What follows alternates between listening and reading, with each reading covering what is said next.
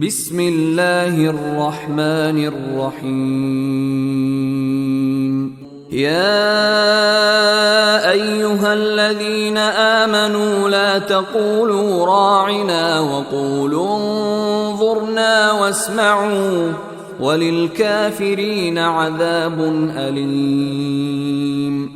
ما يود الذين كفروا من أهل الكتاب ولا المشركين أن ينزل عليكم من خير من ربكم، والله يختص برحمته من يشاء، والله ذو الفضل العظيم.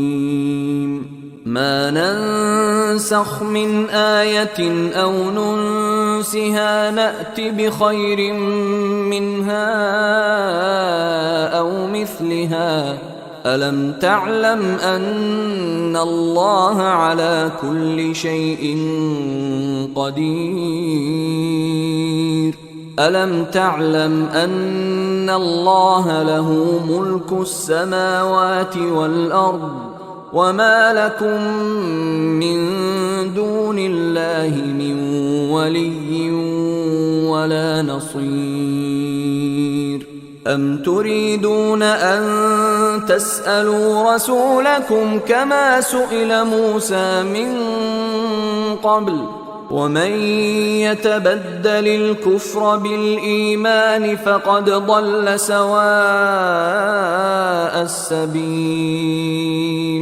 ود كثير من أهل الكتاب لو يردونكم من بعد إيمانكم كفارا حسدا من عند أنفسهم من بعد ما تبين لهم الحق، فاعفوا واصفحوا حتى يأتي الله بأمره، إن الله على كل شيء قدير.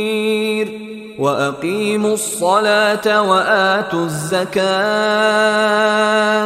وما تقدموا لأنفسكم من خير تجدوه عند الله، إن الله بما تعملون بصير.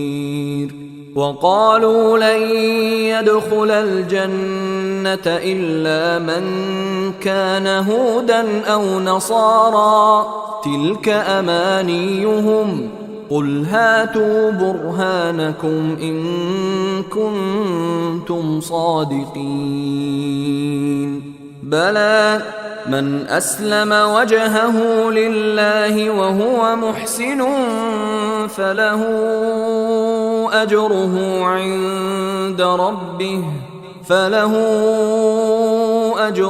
عند ربه ولا خوف عليهم ولا هم يحزنون.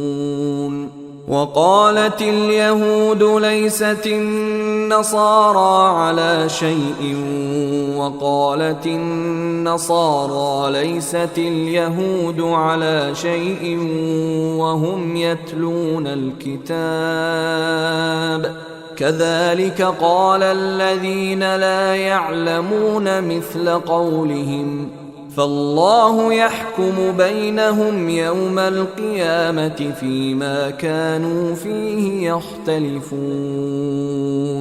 ومن أظلم ممن منع مساجد الله أن يذكر فيها اسمه وسعى في خرابها، أولئك ما كان لهم أن يدخلوها إلا خائفين، لهم في الدنيا خزي ولهم في الآخرة عذاب عظيم.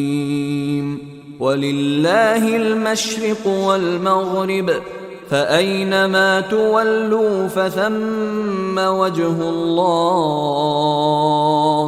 إن الله واسع عليم.